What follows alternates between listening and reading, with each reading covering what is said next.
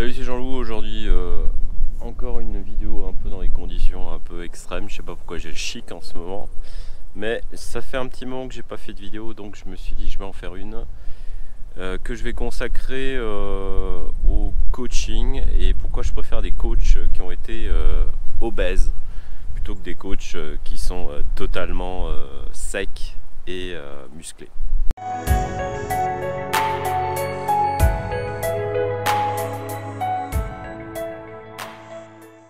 Voilà, en matière d'amaigrissement, parfois vous voulez vous faire accompagner parce qu'effectivement c'est plus simple d'avoir quelqu'un qui vous aide dans votre chemin pour maigrir, parce que maigrir effectivement c'est pas quelque chose de très simple.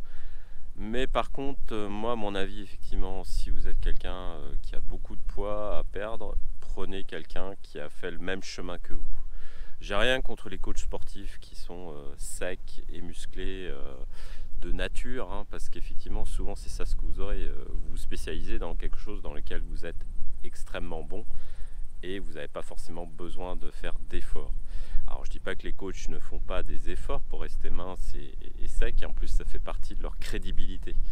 Mais effectivement c'est mieux d'avoir quelqu'un qui a déjà fait ce parcours extrêmement difficile de perdre du poids.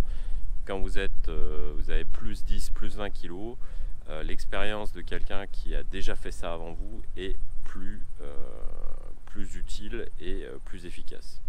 Voilà, une des principales raisons aussi que je dis ça, c'est parce que l'amaigrissement aussi a un aspect psychologique que quelqu'un qui a toujours été mince ne peut pas appréhender.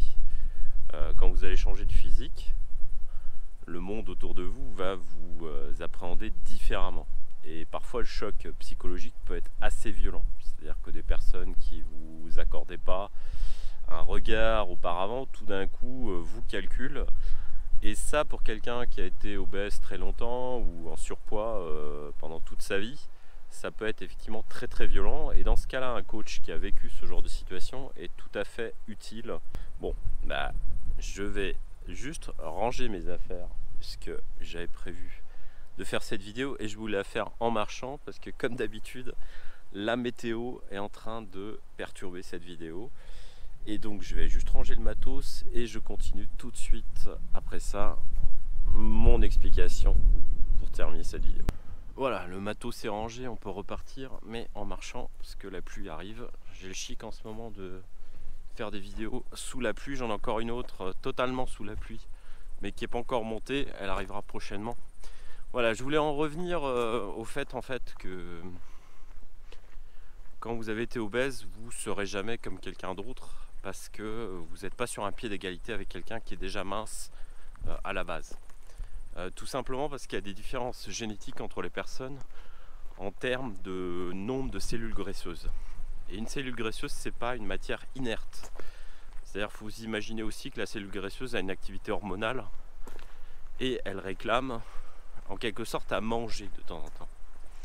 Et si vous voulez, je vais un peu faire ça de façon imaginée, mais on va dire que ces cellules poussent parfois des cris, si vous voulez. C'est comme si vous aviez un petit nid avec plein de petits oiseaux, et ces petits oiseaux réclament à manger. Et chez vous, effectivement, comme dans le nid, vous avez plus d'oiseaux, et ben la sensation de faim, etc., de ces sensations hormonales en fait qui sont déclenchées par ces cellules graisseuses sont toujours plus fortes chez une personne en surpoids et obèse. Donc toute sa vie durant, elle devra lutter.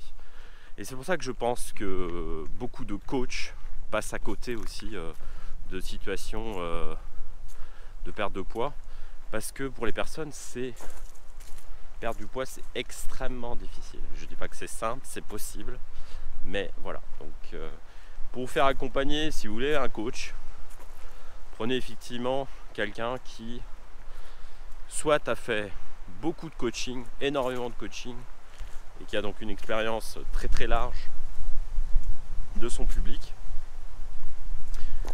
ou alors choisissez quelqu'un qui a fait le même parcours que vous, qui effectivement a perdu 10, 20, 30, 40, 50 kilos, mais qui sait pourquoi il les a perdus et comment il les a perdus, parce que c'est pas tout. C'est d'avoir une stratégie pour la perte de poids et d'être capable de la transmettre. Donc c'est pour ça ma préférence à moi. Aujourd'hui, j'ai pas de coach qui me suit, Mais si j'avais à en choisir un, je préfère un coach qui a été gros plutôt qu'un coach qui a été maigre. Voilà, je ne sais pas si mes propos ont été clairs, mais en tout cas, voilà, c'était un point de vue. Voilà, parce qu'aussi tous ces coachs qui sont totalement secs toute l'année, ça commence à m'agacer un peu aussi. Parce que soit effectivement c'est des gens qui font de gros efforts, mais tous ces coachs en fait sont rares en fait, la plupart à avoir au moins eu des vrais problèmes de poids durant leur vie. Alors je parle même pas de 10 kilos de trop, hein, je parle de 40 kilos de trop.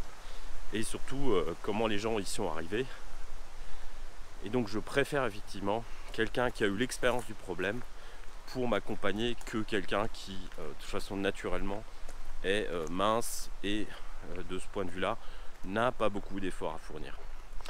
À la base j'avais pensé à faire cette vidéo parce que j'avais vu voilà, dans un documentaire, ou si vous voulez un docu-réalité avec des coachs qui accompagnent des personnes obèses, un coach qui avait grossi en même temps que la personne qui l'accompagne pour lui prouver que c'était possible. Sauf qu'effectivement il a grossi avec déjà par exemple moins de cellules graisseuses, donc il avait une capacité d'accumulation qui était moindre. Alors le geste est beau, en plus c'est complètement débile parce qu'il met sa santé en danger. Et après ce qu'il a fait, en même temps qu'il grossissait, à la fin il a grossi quasiment, on va pas dire autant que son client, mais une fois qu'il avait atteint un certain poids, il a accompagné son client en maigrissant avec lui, en lui disant bah tu vois c'est possible de grossir et après tu peux remaigrir. Sauf qu'effectivement ils sont pas sur un pied d'égalité. Vous avez un coach qui a une masse musculaire qui est beaucoup plus forte, alors que ce client est peut-être pas tout à fait en top forme physique. Et donc bah là de toute façon c'est pas partir sur un pied d'égalité, c'est certes faire preuve d'empathie, d'accompagner son client, mais en termes de pédagogie je trouve pas ça génial non plus. Donc c'est pour ça que je préfère des coachs sportifs qui, voilà, au lieu de dire de jouer avec leur image, montrent aussi une image dans laquelle ils étaient effectivement précédemment en surpoids ou obèses, pour montrer aussi à leurs clients que le chemin est possible, et pas toujours ces coachs qui, voilà, qui sont naturellement secs. Et aussi parce que l'industrie du fitness, c'est beaucoup de triche, c'est-à-dire que tous les shootings photos que vous voyez, je me rappelle aussi dernièrement d'une interview d'une actrice avec son coach sportif dans un film, je ne sais plus lequel, hein, ni l'actrice, mais Tomb Raider. Et il y a un moment où elle passe au-dessus d'un, on va dire, d'un ravin, et donc l'objectif c'est aussi de voir sa musculature, à quel point elle est sèche, voilà. Mais quand en fait vous faites un shooting photo pour un magazine ou par exemple dans une scène de cinéma, bah là par exemple l'actrice, avant de passer cette scène où elle est quasiment on va dire à l'horizontale, en train de marcher sur 4 pattes, eh ben, elle a fait on va dire une 50aine de pompes.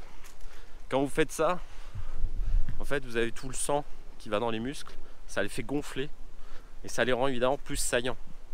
Et quand vous avez un cover boy ou une cover girl sur un magazine de fitness, bah, avant de prendre le shooting, non seulement la personne a séché les semaines d'avant pour être plus affûtée, mais avant le shooting aussi, elle va faire une bonne séance de muscu avec des poids bien lourds pour bien faire gonfler tous les muscles. Donc cette image est totalement artificielle, donc méfiez-vous aussi de tout ce que vous voyez parce que ces shootings sont totalement faux. Voilà, donc pour vous accompagner, mon conseil, prenez quelqu'un qui a vraiment de l'expérience dans ce que vous voulez atteindre. Voilà, ce sera tout pour aujourd'hui. J'espère que cette vidéo était à peu près claire. À très bientôt.